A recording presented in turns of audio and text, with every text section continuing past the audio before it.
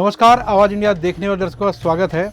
आइए आपको रूबरू कराते हैं देश दुनिया की 20 बड़ी खबरों से। दिल्ली में पूरे 27 साल बाद भारतीय जनता पार्टी की सत्ता एक बार फिर काबिज हो गई है। इस बार के चुनाव में आम आदमी पार्टी और बीजेपी के बीच कड़ी टक्कर थी, लेकिन बीजेपी की आंधी में झाड़ू का सफाया हो गया है। जीत हासिल करने के बाद सूत्रों के मुताबिक 14 फरवरी के बाद शपथ ग्रहण समारोह हो सकता है। पीएम 13 तारीख को विदेश दौरे से वापस लौटेंगे, उसके बाद शपथ ग्रहण समारोह होगा। बैजयंत पांडा ने जहां पूरी दिल्ली में नैरेटिव सेट करने के लिए लगातार नए प्रयोग कर रहे थे, वहीं अतुल गर्ग ने उसे जमीन पर उतारने के लिए पीएम मोदी का पत्र बंटवाया। रामवीर बिधुड़ी के जिम में मैनिफेस्टो का काम था, मनोज तिवारी कैंपेन सॉन्ग तैयार करने और डैमेज कंट्रोल का काम देख रहे थे। अनुराग के जिम में मुस्लिम बहुल सीटों की रणनीति तैयार करना था। दिल्ली विधानसभा चुनाव में कांग्रेस को करारी हार मिली है। दिल्ली की 70 विधानसभा सीटों में से एक पर भी पार्टी उम्मीदवार को जीत नहीं मिली है। इसके साथ ही 66 सीटों पर पार्टी उम्मीदवार की जमानत तक जब्त हो गई है। इसे लेकर केंद्रीय गृह मंत्री अमित शाह ने कांग्रेस पर करारा तंज कसा है। प्रधानमंत्री नरेंद्र मोदी की आगामी 3 दिवसीय फ्रांस यात्रा के दौरान भारतीय नौसेना के लिए 26 राफेल एम लड़ाकू विमानों की डील की घोषणा भी इस यात्रा के दौरान की जा सकती है। प्रधानमंत्री 10 फरवरी की शाम पेरिस पहुंचेंगे। वहां वो फ्रांस के राष्ट्रपति एमेनुएल मैक्रों के साथ एआई एक्शन समिट की सह-अध्यक्षता करेंगे और द्विपक्षीय वार्ता में भी शामिल होंगे। दिल्ली चुनाव में आम आदमी पार्टी को 41,34,000 तो बीजेपी को 43,23,000 वोट मिले हैं। दोनों पार्टियों के वोटों में सिर्फ 21,79,000 का फर्क है। वहीं सीटों का अंतर 26 का है। आपको 22 तो बीजेपी को 48 सीटों पर जीत मिली है। दिल्ली की सल्तनत पर 11 साल तक काबिज रही आम आदमी पार्टी को विधानसभा चुनाव में करारी मात खानी पड़ी है। आम आदमी पार्टी 22 सीटों पर सिमट कर रह गई है, तो बीजेपी 48 सीटों के साथ 27 साल बाद सत्ता में वापसी करने में कामयाब रही।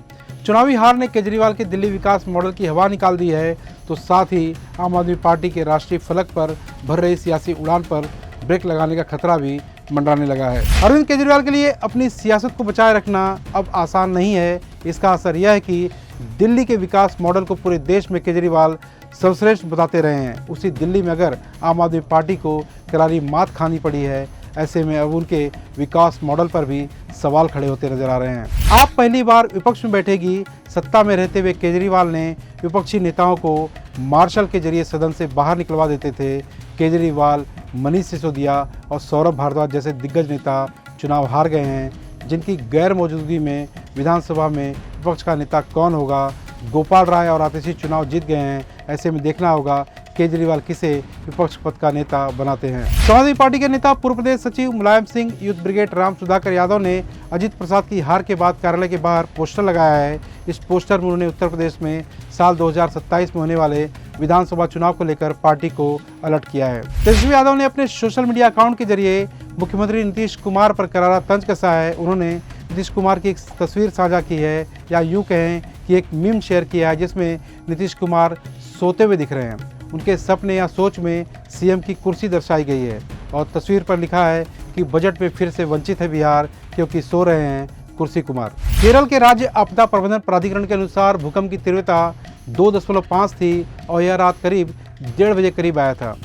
केएसडीएमए के एक बयान में कहा गया है कि भूकंप का केंद्र अरब सागर में था। फिलहाल किसी तरह के नुकसान की कोई भी जानकारी नहीं है। उपराष्ट्रपति जगदीप धनखड़ ने शनिवार को कहा है कि देश में विकास का सामना ऐसी ताकतों से हो रहा है जो जाति, वर्ग, धर्म, रंग, संस्कृति और खान पान के विभाजन को घातक तरीके से बढ़ावा देने की कोशिश कर रहे हैं। उन्होंने कहा कि मेरे लिए गहरी पीड़ा की वजह यह है कि जो लोग इस तरह के छुपे खतरे को अच्छे से समझते हैं, वो दलगत हिस्सों से जुड़कर संकुचित हो गए हैं।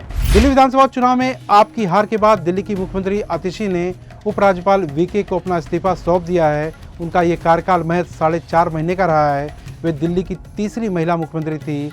बीजेपी ने अपनी जीत के बाद सरकार बनाने की तैयारी भी शुरू कर दी है। बीजापुर में सुरक्षा बलों और नक्सलियों के बीच मुठभेड़ हुई है। नेशनल पार्क इलाके के जंगल में जारी मुठभेड़ में अब तक 12 से ज्यादा नक्सली मारे गए हैं। मुठभेड़ में 2 जवान भी शहीद हुए हैं। नक्सलियों को भारी नुकसान की संभावना जताई जा रही है। इलाके में सर्च ऑपरेशन लगातार जारी है। बांग्लादेश सरकार ने हाल ही में ऑपरेशन डेविल हंट शुरू करने का ऐलान किया है। इस ऑपरेशन का मकसद देश में कानून और व्यवस्था को स्थापित करना है। साथ ही हालातों पर काबू पाना भी है। इसी के चलते शनिवार से गाजीपुर से इस ऑपरेशन को लागू किया गया है। डेविड हंट के तहत देश में हिंसा फैला रहे लोगों पर एक्शन लिया जाएगा। KGF और KGF 2 की शानदार सक्सेस के बाद नेशनल अवार्ड विनर यश अपनी अपकमिंग फिल्म टॉक्सिक को लेकर लगातार सुर्खियों में बने हुए हैं। ये भारत की अब तक की सबसे महंगी फिल्म होगी।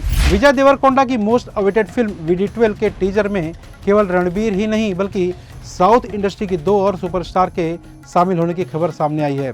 फिल्म का टीजर 12 फरवरी को लॉन्च किया जाएगा। सलमान खान ने हाल ही में अपने भतीजे अरहान खान के YouTube चैनल डम बिरयानी में नजर आए। उन्होंने उस दौरान कई सारी चीज़ों के बारे में बात की। उन्होंने कहा अगर कोई छोड़कर जाए तो उसे जाने देना चाहिए, थोड़ा रोना चाहिए और फिर आगे बढ़ जाना चाहिए जैसे कुछ हुआ ही न हो। एक इवेंट के दौरान पूर्व क्रिकेटर पार्थिव पटेल से विराट कोहली और रोहित शर्मा जैसे दिग्गजों को लेकर सवाल किया गया था। हालांकि पार्थिव इस सवाल के जवाब में अपना ही मजाक बना बैठे। इसके बाद कार्यक्रम में मौजूद सभी लोग हंसने लगे। इवेंट में मौजूद आकाश चोपड़ा अपनी हंसी कंट्रोल नहीं कर पाए। चैंपियंस ट्रॉफी 2025 से पहले भारतीय कप्तान रोहित शर्मा की फॉर्म एक बड़ी टेंशन बनी हुई है। वह लगातार फ्लॉप हो रहे हैं। इंग्लैंड के खिलाफ वनडे सीरीज के पहले मैच में भी वह 2 रन ही बना सके। इसी बीच रोहित को लेकर एक चौंकाने वाली खबर सामने आई है।